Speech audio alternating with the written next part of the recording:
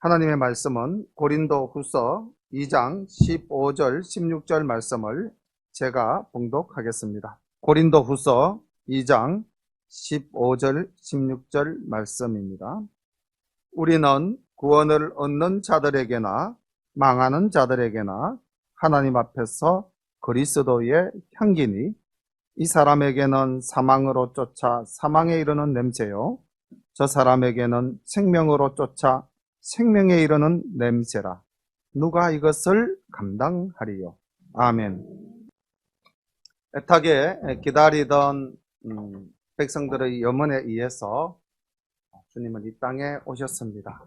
그 주님 오실 것을 기대하는 대강절 주간을 지금 저희들이 보내고 있습니다. 오늘 본문 말씀은 고린도후서 2장 말씀으로 함께 은혜를 나누겠습니다.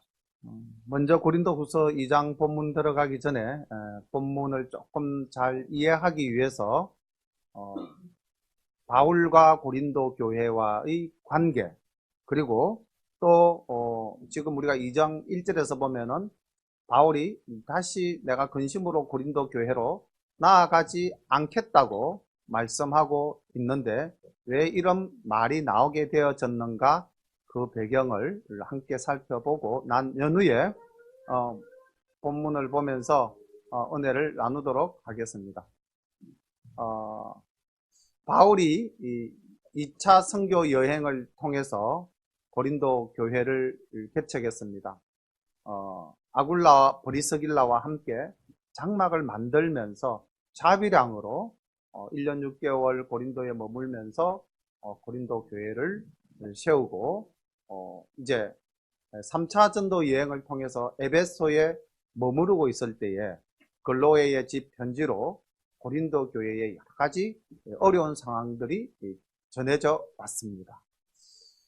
그래서 바울은 그런 고린도 교회의 여러 문제를 해결하기 위해서 하나님께 기도하는 가운데 이제 편지를 쓰게 되었고, 그 편지가 고린도 전서입니다. 그리고 그 고린도 전서를 믿음의 아들인 디모데 편에 붙여서 고린도 교회로 보내면은 바울의 말씀을 받은 고린도 교인들이 자기들이 회개하고 그 문제들이 다 해결될 줄로 알았어요. 그런데 갔던 디모데가 사색이 돼서 돌아와 가지고는 고린도 교회에 거짓 사도들이 들어와 가지고 바울 사도를 폄훼하고 고린도 교회를 어지러운 상황으로 만들어 놓았다. 그리고 하나님의 진리가 지금은 왜곡되어져서 성도들이 너무너무 이렇게 강팍해져 있는 상황이다 라는 보고를 받고 바울이 마음 아파하다가 본문 속에는 없고 단지 우리가 본문의 내용을 가지고 미루어 볼 때 바울이 두 번째로 고린도 교회를 방문한 것 같아요. 그러니까 고린도 교회를 방문해서 내가 이제 가면은 고린도 교인들이 뭔가 진정이 되고 문제가 해결되지 않겠는가, 그리고 그 거짓 사도들을 쫓아낼 수가 있지 않겠는가, 그리고 그 거짓 사도 편에선 고린도 교인들이 이제 회개하지 않겠는가 라고 생각을 하고 바울이 고린도 교회를 2차 방문한 것 같습니다. 그런데 간 결과 그 고린도 교인들로부터 심한 상처를 받고 바울의 말씀도 받아들이지 않는 그 고린도 교회의 강팍함을 보고 어쩔 수 없이 바울은 다시 에베소로 되돌아온 상황이었던 것 같습니다. 그리고 바울이 이제 또 고린도 쪽에서 들려오는 소문에 왜 바울 선생이 다시 우리 지역으로 한 번 더 오시기로 했는데 이제 오지 않느냐. 우리가 고린도 전서 16장 5절 6절에서 보았다시피 내가 마게도니아를 거쳐서 너희에게로 갔다가 다시 마게도니아로 돌아왔다가 너희들에게 가겠다. 그리고 거기에서 과동을 하겠다. 이렇게 이제 그 약속조차도 지키지 않는, 다시 말하면은 바울은 자기 말에 책임지지 못하는 사람이다라는 또 비난이, 그 여정이 바뀐 것을 가지고 이야기하는 것들이 들려온 상황이었습니다. 지금 상황이 이런 상황이에요. 그러니까 고린도 교인들은 내 마음을 알아주지 못한다. 그리고 고린도 교인들은 거짓 진리에 쏘가져 있다. 그리고 고린도 교인들은 내가 말을 바꾸는 사람이라고 이야기하고 있다. 자, 그런 상황 속에서 이제 우리가 본문을 만나게 되면은 여러 가지 그 상황 속에서 바울의 마음이 나타나게 되는데, 우리 한번 생각해 봅시다. 내가 개척해서 세운 교회, 내가 정말로 자식같이 품고 기도했던 그 성도, 그들이 지금 나를 배반하고 나를 비난하고 있습니다. 그리고 심지어는 내가 주님의 사도라는 그 사실조차도 그들은 인정하지 않으려고 하는 그런 상황 속에 있는 거예요. 들려오는 이야기는 모두 다 나에 대한 비난과 심지어는 모멸감을 느낄 수밖에 없는 그런 말들이 들려오고 있는 상황입니다. 심정이 어떨까요? 얼마나 큰 배신감을 느꼈겠습니까? 얼마나 그들에 대해서 생각할 때 잠이 오지 않겠습니까? 그런 입장에서 쓴 편지라면 어떤 편지가 나가야 될까요? 여기 이제 우리가 4절에서 보면은 이렇게 기록되어 있습니다. 내가 큰 환난과 애통한 마음이 있어 많은 눈물로 너희에게 썼노니 라는 이제 표현이 하나 나오는데, 그럼 이제 이 글을 쓰기 직전에 어떤 상황이 하나 더 있었느냐? 제가 아까 말씀드린 내용 속에서 빠진 사항 하나가 있는데, 그런 고린도 교회의 소식들을 접할 때마다 바울이 4절처럼 큰 환난과 애통한 마음으로 눈물로서 밤을 지새울 수밖에 없었던 자신의 처지를 이야기하면서 그 눈물로 편지를 썼다고 기록이 되어 있습니다. 이게 이제 지금 우리가 성경을 통해서는 만날 수 없는 바울의 편지, 눈물의 편지 또는 사랑의 편지라고도 이야기되어지는데, 이 편지를 디도 편을 통해서 고린도 교회로 보냅니다. 다시 말하면 고린도에서 내가 상처를 입고 돌아온 이후 여전히 고린도에서는 들려오는 소문은 사도로 인정하지 않음과 진리로 해방되어지는 그런 상황 속에서 소문을 듣고 바울이 다시 한 번 더 마음을 담아서 쓴 편지가 바로 이 4절에 등장하는 눈물의 편지입니다. 그걸 이제 디도 편으로 보내고, 디도에게는 뭐라고 말을 했냐면은 네가 이 편지를 전하고 드로아로 오너라. 내가 드로아에서 너를 기다리겠다. 이제 이렇게 약속이 되어진 상황입니다. 그 상황 속에서 이제 2장 1절부터 말씀을 가지고 한번 살펴보도록 하겠습니다. 내가 다시 근심으로 너희에게 나아가지 않기로 스스로 결단하였노니, 내가 너희를 근심하게 하면 나의 근심하게 한 자밖에 나를 기쁘게 하는 자가 누구냐? 내가 이같이 쓴 것은 내가 갈 때에 마땅히 나를 기쁘게 할 자로부터 도리어 근심을 얻을까 염려함이요, 또 너희 무리를 대하여 나의 기쁨이 너희 무리의 기쁨인 줄 확신함이로라.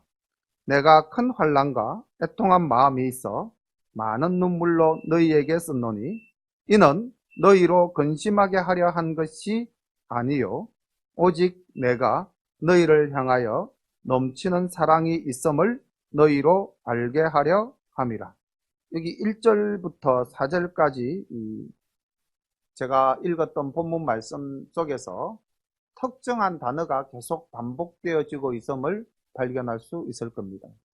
두 개의 단어가 반복되어지고 있는데, 바울 사도의 특징입니다. 뭔가를 강조하려고 할 때 그 낱말을 반복해서 쓰고 있습니다. 첫 번째 단어가 어떤 글자가 눈에 보입니까?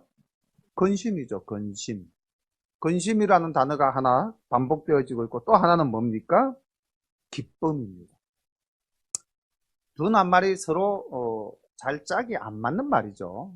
저는 이 1절 내용을 깊이 묵상하는 가운데 결단하였다라는 이 말이 참 좀 강하게 와닿았습니다. 결단이라는 단어 자체도 강할 뿐만 아니라 와닿은 것도 강하게 느껴지는 것이 3절에 보면 또 맨 마지막 서술어가 확신함이다, 이런 말씀이 있습니다.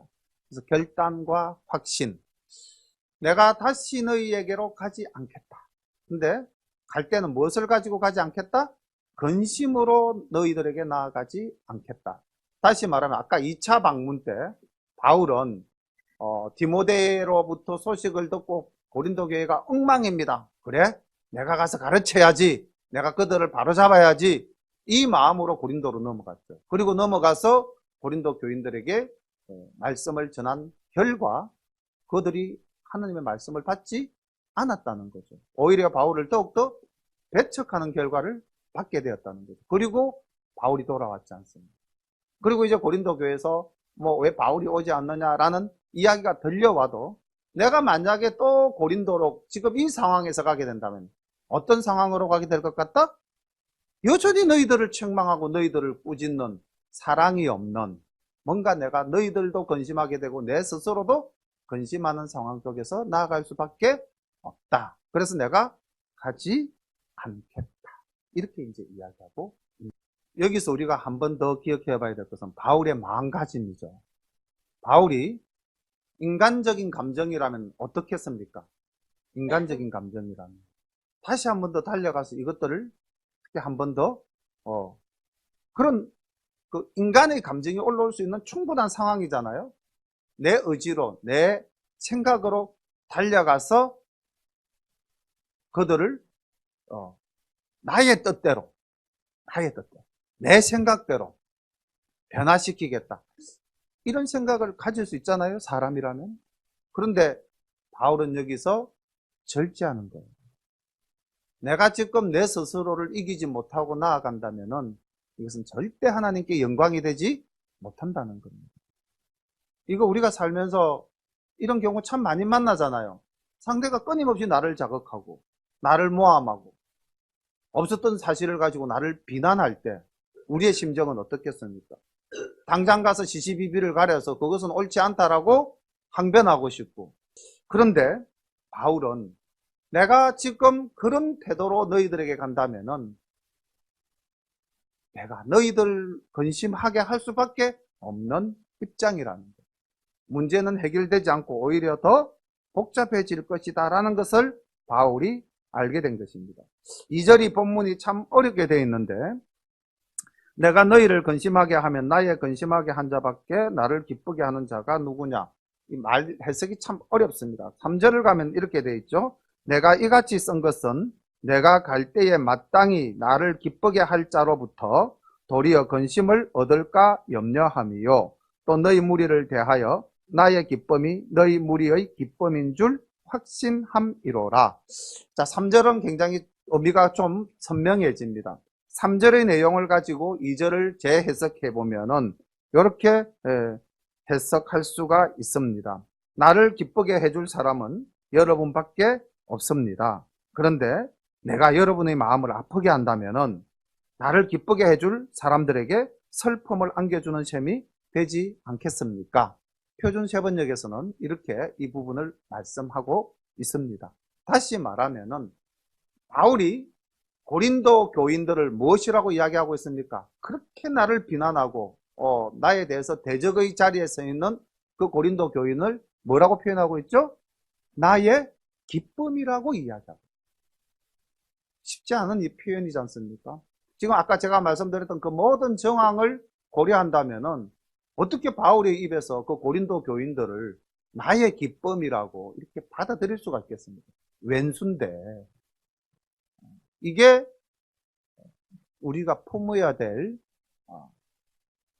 하나님의 자녀의 마음이어야 되지 않겠는가. 바울은 4절에 내가 얼마나 힘들었는지를 이렇게 간단하게 표현하고 있습니다. 내가 큰 환난과 애통하는 마음이 있었다.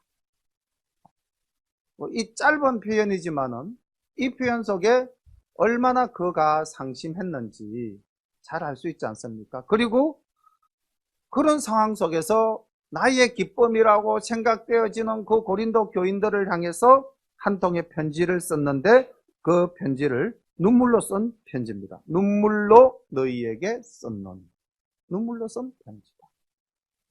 어떤 내용이 들어가 있었을까요?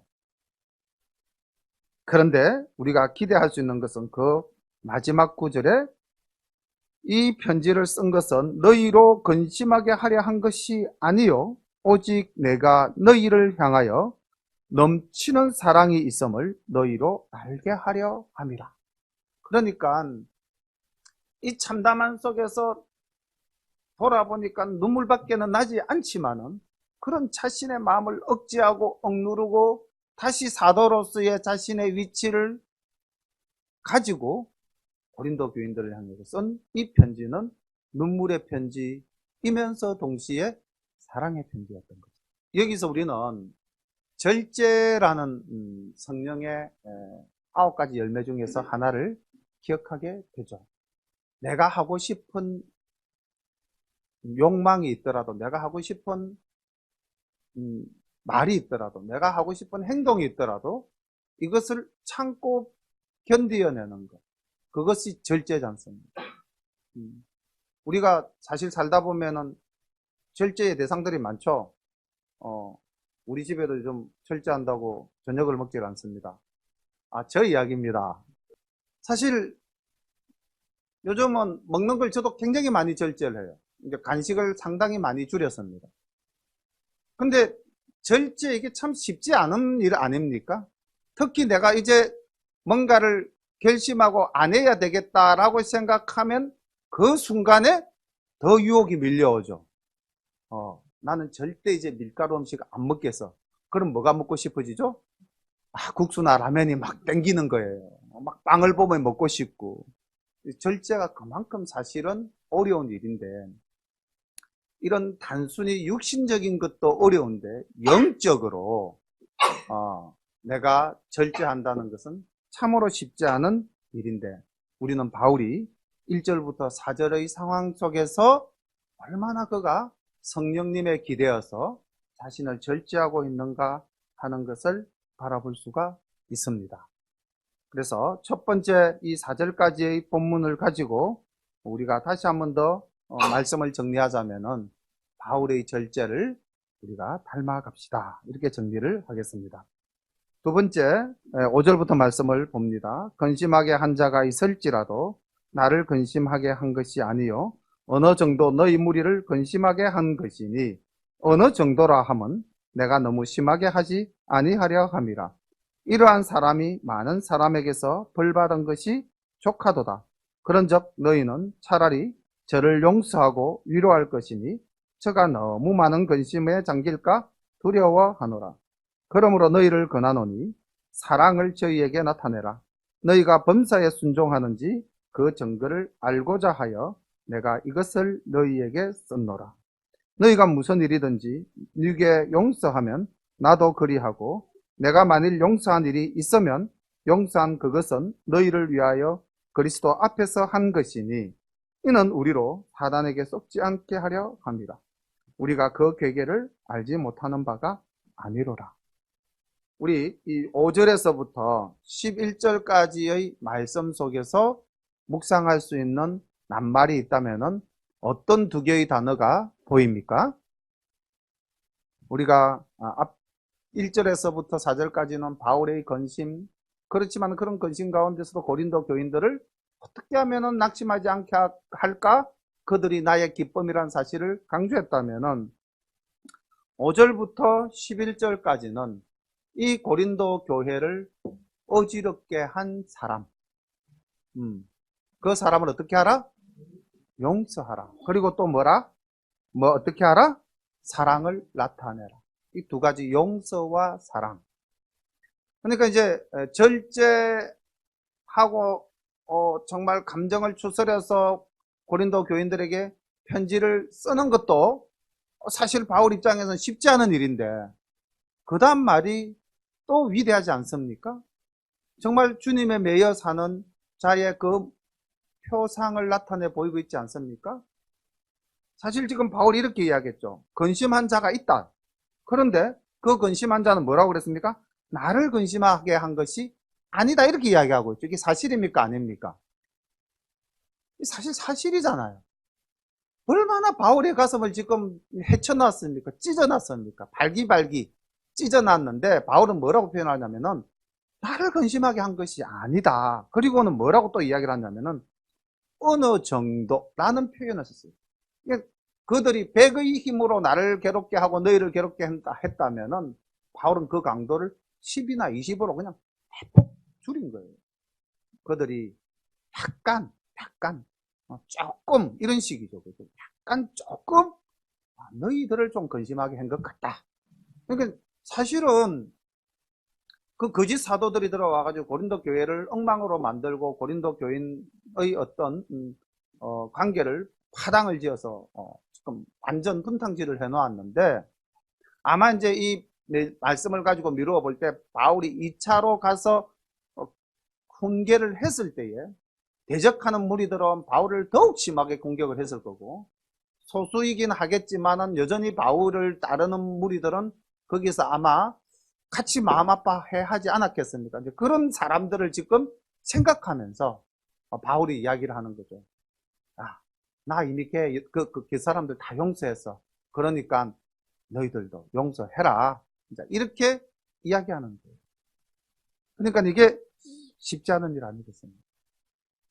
우리가 믿음의 공동체로 우리 올 집사님께서 기도하실 때에 참 놀라운 변화의 모습들을 하나님께 고백하며 감사했는데, 2019년이 2010년대를 마감하는 이제 해지 않습니까? 그리고 이제 우리가 2020년대로 이제 들어가지 않습니까? 근데 이 2019년도에 우리 교회에 일어난 일들을 돌아보면은 얼마나 말씀으로 성숙된 성도들이 되었는지 정말 하나님께 감사와 찬양을 올려 드려야 될 상황이죠. 그런데 여전히 우리에게는 아직도 썬뿌리가 남아 있음을 고백할 수밖에 없지 않습니까? 여전히 우리는 하나님 말씀대로 주님의 뜻대로 살고자 나는 죽고 예수로 사는 삶을 살고자 우리가 애를 쓰더라도 여전히 사탄은 우리를 여전히 공격하고 있습니다. 여기 11절에도 보면은 바울이 이렇게 이야기를 하죠. 이는 우리로 사단에게 썩지 않게 하려 함이라. 우리가 그 계계를 알지 못하는 바 아니로라. 그러니까 사탄은 틈만 나면은 우리를 흔드는 존재라는 겁니다. 여기 지금 5절부터 11절까지의 내용을 볼 때 사탄이 지금 우리를 흔드는 요소는 뭘 가지고 우리를 흔들고 있습니까? 미움이죠. 분노죠. 다시 말하면 바울은 용서하고 사랑하라 그랬죠. 그리고 우리를 근심케 한 일을 품으라라고 이야기를 하고 있습니다. 근데 우리가 여전히 그 사람을 용서하지 못하고 그 사람을 사랑하지 못하고 그 사람을 품지 못한다면 그 사람은 어떻게 되겠습니까? 결국은 교회 공동체에서 떨어져 나가서 실족하게 되겠죠. 그럼 그것은 누가 바라는 바입니까? 사탄이 바라는 바. 그래서 바울이 사탄의 그 업무, 사탄의 그 흉계를 우리 조금만 더 기도하면서 생각해 보면 다 알 수 있는 것 아니냐. 그렇다면은 우리가 이 5절에서부터 11절까지 말씀을 가지고 깊이 묵상한다면은 우리는 어떠한 삶의 자세로 공동체 생활을 해야 되겠습니까? 나를 힘들게 하는 사람, 나를 괴롭게 하는 사람, 어떻게 해야 되나요? 용서하고 사랑을 해야 됩니다. 8절에 보면 이렇게 기록되어 있지 않습니까? 그러므로 너희를 권하노니 사랑을 저희에게 나타내라는 거죠. 용서하라는 거죠. 예수님도 용서에 대해서는 어떻게 용서하라고 그랬습니까? 7번씩 70번이라도 용서해라는 거죠. 사실 이스라엘에서 7번이라는 것은 완전한 용서라고 해석해도 되거든요. 7이 완전수기 때문에. 그래서 베드로가 이렇게 물었죠. 예수님께 7번 용서하면 되겠습니까? 그러니까 뭐라고 그랬을까요? 7번씩 70번. 끝없이 용서하라. 근데 우리는 사실 이게 용서가 잘 안 되잖아요. 여전히 우리 속에는 그 썬뿌리, 미움과 원망의 썬뿌리가 여전히 굳게 자리 잡고 있습니다. 아주 어릴 때 기억이라서 제가 잘은 생각이 나지 않지만 시골에 작은 아버지가 계셨는데 그때는 어떻게 하면 조금 더 농토를 넓혀볼까 하는 것들이 아마 70년대 그 당시 시골 사는 분들의 큰 욕심이었던 것 같아요. 그래서 산을 이렇게 이제 일구어서 밭을 만드는 일을 하셨어요. 그런데 그 자가를 드러내는 거는 그나마 좀 쉬운 일이죠. 이렇게 이제 하면서 제일 힘든 일이 무엇일까요? 바위. 예, 바위를 만나면 힘들죠. 근데 사실 뭐 산에서 큰 바위 만난다는 건 이제 뭐 큰 바위는 또 있으면 또 있는 대로 놔놓고 가면 돼요. 그쵸? 아주 큰 바위는 뭐 도저히 안 되면 그냥 그대로 두고 옆을 이제 넓혀 나가면 됩니다. 꼭 뽑아내야 될 거 있죠? 나무 뿌리입니다, 나무 뿌리. 근데 이 나무 뿌리는 바위는 못 뽑아내더라도 나무 뿌리는 뽑아내야 돼요. 그래야 밭이 되는 거 아닙니까? 그래서 그 나무 뿌리를 뽑아내는데 얼마나 용을 쓰셨는지 몸살을 꽤 오래 하셨던 그런 아련한 추억이 있습니다. 우리 속에 있는 썬뿌리를 뽑아낸다는 것이 아마 그 밭을 만들면서 그 큰 나무의 뿌리를 뽑아내는 것보다도 더 힘든 일이 아닐까. 우리 눈에 가시적으로 보이는 문제의 해결보다는 우리 눈에 보이지 않는 우리의 영적 문제, 우리의 심적 문제를 해결하는 것이 사실 훨씬 더 힘든 일이라고 생각이 돼요. 그래서 바울이 계속해서 반복하는 것. 그를 낙심케 하면 안 된다. 그를 실족케 하면 안 된다. 원수라도 품어야 된다. 사랑해야 된다. 용서해야 된다. 우리로 하여금 용서하지 못하게 하는 것은 무엇이다? 사탄이라는 11절에. 그래서 우리는 이 한 해가 가기 전에 혹 용서해야 될 일이 있다면 반드시 용서하시고 주님의 사랑을 나타내는 우리 열린 공동체가 다 되시기를 소망합니다. 12절부터 13절까지는 간단한 여정을 다시 한번 정리하고 있습니다. 내가 그리스도의 복음을 위하여 드로아에 이름에 주 안에서 문이 내게 열렸으되 내가 내 형제 디도를 만나지 못하므로 내 심령이 편치 못하여 저희를 작별하고 마게도냐로 간노라. 그러니까 이제 에베소에서 바울이 새롭게 여정을 시작해서 드로아로 갔어요. 드로아로 갔는데 드로아의 상황이 어떤 상황이었냐면은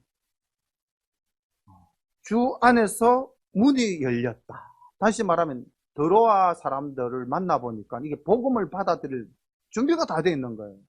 바울이 그 사항을 어떻게 평상시 바울이라면은 맨날을 머물러서라도 그 드로아에서 복음을 전했겠죠. 근데 바울이 뭐라고 이야기합니까? 문이 열렸지만은 내 형제 디도를 만나지 못하므로 내 심령이 편치 못했다. 그러니까 사실 바울이 에베소에서 드로아라고 갈 때는 누가 드로아로 올 것으로 생각하고 그 눈물의 편지를 가지고 간 디도가 드로아에서 만나자라고 아마 약속을 했기 때문에 드로아에서 만나서 이제 복음을 전하든 여정을 떠나든 이제 할 작정으로 드로아로 갔는데 디도가 안 오는 거예요. 근데 앞전에 고린도 전서 들고 갔던 디모데가 올 때 얼굴이 사색이 돼서 돌아왔는데 이제 디도를 보냈는데 디도조차도 돌아오지 않으니까 바울의 마음이 얼마나 걱정스러웠겠습니까? 그래서 그게 너무 걱정스러워서 복음 전가하는 일 자체도 할 수 없을 만큼 바울이 괴로웠던 겁니다. 그러니까 사실 바울이 얼마나 심적으로 지금 고난을 당하고 있는지는 알 수 있죠. 그런데 그런 상황 속에서 어떻게 하라고 그랬습니까? 용서하고 사랑하라고 그랬어요. 내 마음이 편해서 내가 그를 용서하고 사랑하는 게 아니고 내 마음이 여전히 불편하고 힘들지만은 그러나 주님의 사랑을 나타내어야 하는 것이 예수 믿는 자의 모습이다. 그래서 이제 바울은 드로아에 머물지도 못하고 이제 더 고린도 가까이로 보스보르스 해협을 지나서 그리스 땅으로 넘어가서 이제 마게도냐로 간 것입니다. 마게도냐로 가면 우리가 앞에서 여정에서 만났던 빌립보도 있고 데살로니가도 있겠죠. 여하튼 그쪽으로 넘어갔습니다.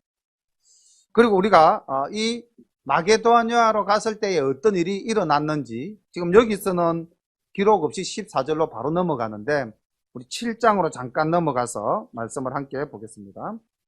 7장 5절. 지금 2장 13절에 마게도냐로 갔노라 이렇게 이제 끝났죠.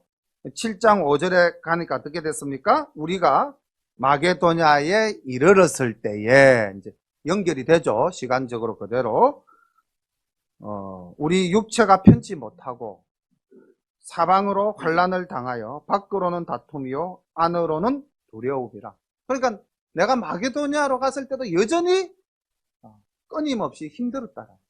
들려오는 소문이라든지 또 자신의 어떤 그런 심리적 상태가 편하지를 못했다는 거죠. 그런데 6절, 그러나 비천한 자들을 위로하시는 하나님이 디도의 옴으로 우리를 위로하셨으니 저희의 온 것뿐 아니요 오직 저가 너희에게 받은 그 위로로 위로하고 너희의 사모함과 애통함과 나를 위하여 열심히 있는 것을 우리에게 구함으로 나로 더욱 기쁘게 하였느니라. 아멘.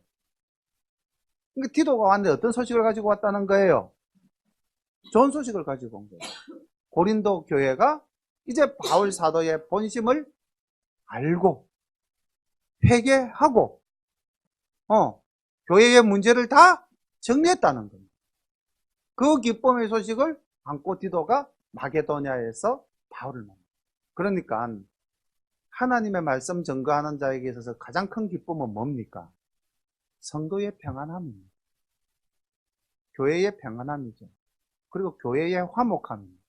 그리고 교회의 질서입니다. 우리가 이 교회의 목회자는 목사님입니다. 이렇게 생각할 수 있죠. 외형적으로는 맞습니다. 그러나 우리는 다 왕같은 제사장입니다. 우리는 다 함께 이 교회를 세워가는 동력자입니다. 자, 그렇게 생각할 때 우리에게 있어서 가장 큰 기쁨은 무엇이겠습니까? 우리 모두가 하나됨입니다. 우리 교회가, 이 공동체가 집사님 기도처럼 영적으로 더욱더 성숙해져서 정말 하나님의 말씀대로 살고자 하는 그러한 삶을 우리가 나타내려고 힘쓸 때에 그것이 하나님이 기뻐하고 또한 우리 모두가 기뻐하는 가장 반가운 소식인 줄로 믿습니다. 그래서 바울은 마게도냐에서 디도를 통해서 고린도 교회의 소식을 듣고 기쁨이 넘쳐났다. 다시 돌아옵니다. 14절. 자, 그럼 이제 바울이 이제 어투가 확 바뀌죠. 이때까지는 근심, 걱정, 고난 이런 말씀이었는데 이제 14절로 넘어가면은 항상 우리를 그리스도 안에서 이기게 하시고 우리로 말미암아 각처에서 그리스도를 아는 냄새를 나타내시는 하나님께 감사하노라. 이기게 하시는 하나님 감사합니다. 찬양을 올려드립니다. 우리는 구원을 얻는 자들에게나 망하는 자들에게나 하나님 앞에서 그리스도의 향기니 이 사람에게는 사망으로 쫓아 사망에 이르는 냄새요 저 사람에게는 생명으로 쫓아 생명에 이르는 냄새라. 누가 이것을 감당하리요? 우리는 수다한 사람과 같이 하나님의 말씀을 혼잡하게 하지 아니하고 곧 순전함으로 하나님께 받은 것 같이 하나님 앞에서와 그리스도 안에서 말하노라. 아멘. 여기도 우리가 좀 깊이 생각해 볼 말씀이죠. 우리는 그리스도의 향기입니다. 우리를 통해서 하나님의 영광이 나타나야 되는 것입니다. 그래서 바울은 그 그리스도의 향기를 잃지 않으려고 얼마나 애쓰고 자기를 절제하며 자기를 다스렸는지 우리는 2장 1절부터 14절까지 13절까지 말씀 속에서 살펴볼 수가 있었습니다. 그리고 이제 그 기쁨의 소식을 듣는 순간 하나님께 감사와 찬양을 하면서 드리면서 사도된 우리, 복음을 증거하는 자 우리의 모습을 다시 한 번 더 각인하는 것. 스스로에게도 깊이 새기고 또 함께하는 모든 동력자들에게도 새기는 것입니다. 우리는 무엇이다? 그리스도의 향기다. 우리의 향기가 아름답지 못하다면 사람들이 우리 곁으로 오겠습니까? 저는 접대도 한번 말씀드리면 냄새에 좀 민감한 편이에요. 근데 이제 여름철에 이렇게 차를 버스나 이렇게 지하철이나 공공교통수단을 타면은 여성분들이 좀 이렇게 향수를 많이 뿌리지 않습니까? 근데 어떤 향수는 그 좀 향긋해서 별 부담감이 없어요. 근데 어떤 향수는 굉장히 자극적이어서 제가 그 사람 옆에 서 있으면 막 속에서 울렁거려요. 냄새가 사람을 그렇게 변화시키는 거예요. 신체 구조도 변화시켜요. 편안하게 해주기도 하고, 막 이렇게, 격하게 이렇게 지금 구역질을 일으키게 할 만큼 사람을 이렇게 괴롭게 하는 경우도 있지 않습니까? 향기. 향수라는 우리가 쓰는 일종의 화장품도 사람의 반응을 이렇게 만들어내는데, 예수 믿는 우리가 그리스도의 향기를 나타내지 못한다면, 이건 결이 다르잖아요. 이건 구원과 관계되어지는 문제다. 어떤 향기를 우리가 가졌어야 될까요? 저는 이제 한국 교회가 이렇게 향기를 지금 많이 나타내지, 아름다운 향기를 많이 나타내지 못하는 것이 너무나 성장에, 외형적인 것에 우리가 포커스를 맞춰서 지내온 것이 아닌가. 그 결과 지금 교회가 이렇게 되지 않았나. 그래서 우리가 이런 거 보잖아요. 아이가 컸어요. 성장을 했습니다. 근데 덩치는 산만한데, 덩치는 어른인데, 이 아이가 생각하는 거나 말하는 것이 그 덩치와 일치하지 않으면은 참 그 사람 대하기 힘들죠. 성장은 했는데 뭐가 안 된 겁니까? 성숙이 안 된 거예요. 그래서 저는 성장과 성숙이라는 단어를 좀 깊이 생각해 봤습니다. 우리는 무엇을 지향하는 존재인가? 외형적으로 성장하는 것을 지향하는가? 아니면은 내적으로 성숙하기를 바라는 자인가? 오늘 바울은 우리에게 무엇을 요구하고 있습니까? 성장입니까? 성숙입니까? 성숙입니다.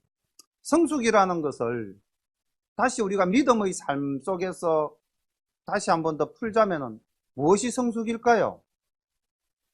우리 교회가 지난 1년간 전도사님을 통해서 또 제자 훈련을 통해서 새가족 교육을 통해서 우리가 늘 배운 말씀 있잖아요. 뭡니까? 나는 죽고 예수로 사는 것. 이게 바로 성숙이죠. 내가 안 죽으면은 성숙이 안 되는 거예요. 내가 안 죽고 신앙생활 아무리 오래 해도 그것은 무엇으로 끝나는 겁니까? 외형적인 거, 그냥 성장에 불과한 거예요. 그러니까 덩치는 청년인데 속으로 생각하고 말하는 것, 행동하는 것은 초등학생과 같다면은 그거 문제 있는 거 아닙니까?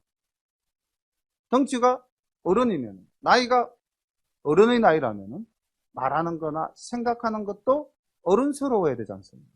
근데 한국 교회는 이제 100년이라는 긴 시간 동안 이렇게 성장해 왔는데 100살의 모습이 아니라 30살의 모습을 나타내 보인다면 그게 오늘날 쏟아지고 있는 우리들의 문제가 아니겠습니까? 성장은 했지만은 성숙되지 못한 모습. 그래서 바울은 우리가 그리스도의 향기다. 좀 더 성숙되어진 신앙의 모습을 나타내 보여야 한다는 것을 이야기하고 있는 것입니다. 다시 한 번 더 말씀을 드리면은 좀 더 우리 열린 공동체는 좀 더 나를 내려놓아야 되는 그런 훈련을 끊임없이 기도를 통해서 말씀을 통해서 해 나가야 된다는 것입니다. 그렇게 해서 우리가 2020년대를 정말로 하나님이 기뻐하시는 모습으로 우리가 교회를 세워 나가야 되지 않겠는가. 우리 교회 평균 연령대가 한 얼마쯤 될까요? 가만히 보면은 지금 우리 앉으신 분들의 모습을 보면 평균 연령대가 우리 50 넘겠죠? 40은 아닌 것 같죠? 그죠? 50이라도 50 초반도 아닐 것 같습니다. 자, 그렇게 본다면은 우리가 정말 강건하게 하나님의 일을 할 수 있는 시간이 얼마나 있을 것 같아요? 이 땅에서. 그렇게 많은 시간이 우리에게 주어지지 않았을 것입니다. 2030년도에 가면은 2029년도를 지나고 2019년도가 지나는 것처럼 2029년도가 지나고 2030년대가 지난다면은 우리들의 모습은 어떨까요? 많이 성장해 있을까요? 많이 성숙되어져 있을까요? 네. 나이로는 10년이라든 세월만큼 성장은 하겠죠. 성숙되어져 있어야 될 줄로 믿습니다. 그랬을 때 아마 이 교회는 좀 더 젊은 사람들로 가득 차 있을 것이라고 생각합니다. 우리가 정말 믿음의 본을 잘 보이고 정말로 그리스도의 향기를 잘 나타낸다면은 그 성숙된 모습 속에서 아름다운 열매들이 맺혀질 줄로 믿습니다. 그리고 17절에 바울은 이 그리스도의 향기를 우리가 온전히 드러나기 위해서는 어떻게 해야 된다? 수다한 사람과 같이 하나님의 말씀을 혼잡하게 하지 아니하고, 자의적으로 해석하면 절대 안 됩니다. 하나님의 말씀. 자기의 욕심으로 그냥 이 말씀은 받아들이고 저 말씀은 아니야 배척해도 안 되는 것입니다. 내가 받아들이기 힘이 들어도 그 말씀은 우리가 아멘으로 받아들여야 되는 것입니다.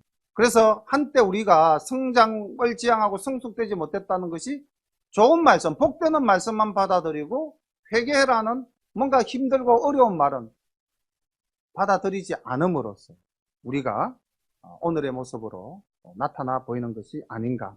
고린도 교회도 수다한 사람, 거짓 사도들이 들어와가지고 하나님의 말씀을 어지럽혔다는 거예요. 예수 그리스도를 통해서 우리는 죄 씻음을 받았고 우리 모두는 구원을 얻었다라고 이야기를 했는데도 불구하고 거짓 사도가 들어와서 뭐라고? 율법을 지켜야만, 할례를 받아야만 구원을 얻는다. 그렇게 했기 때문에 고린도 교회가 할례를 부정하고 율법을 가볍게 생각한, 사실 바울이 율법을 가볍게 생각한 적은 없었습니다만 그들이 받아들일 때는 복음이 우선 강조되어지니까 바울을 배척하고 그 거짓 사도들을 쫓은 것 아니겠습니까? 말씀을 혼잡하게 해서는 안 될 줄로 믿습니다. 순전함으로 하나님께 받은 것 같이 하나님 앞에서와 그리스도 안에서 말하노라. 우리는 하나님 앞에서 부끄러움이 없는 신앙생활을 해야 될 줄로 믿습니다. 우리는 하나님 앞에서 부끄러움 없이 그 모든 말씀을 그대로 순전하게 받아들여야 될 줄로 믿습니다. 또 그렇게 우리는 전해야 될 줄로 믿습니다. 내 생각과 나의 어떤 감정으로서 하나님의 말씀을 왜곡하고 비트는 일이 없어야 될 줄로 믿습니다. 기분 좋을 때는 하나님 말씀대로 하고 기분 나쁠 때는 내 뜻대로 해버리면은 이게 바로 여기 17절에 나타나는 수다한 사람, 교회를 어지럽힌 자들과 동일한 모습들이 아니겠습니까? 그래서 고린도후서에서 바울은 절제의 모습을 보이면서 그 절제를 통해서 사랑과 용서를 강조했고, 그리고 이제 사도된 우리들의 모습을 다시 한 번 더 그리스도의 향기라 강조하면서 하나님 앞에서 순전함으로 말씀을 따르는 하나님 자녀의 본분을 다하자, 이렇게 강조하고 있습니다. 이 말씀대로 우리 열린 공동체가 함께 나아갈 줄로 믿습니다. 기도드리겠습니다. 하나님 우리 아버지, 은혜를 감사합니다.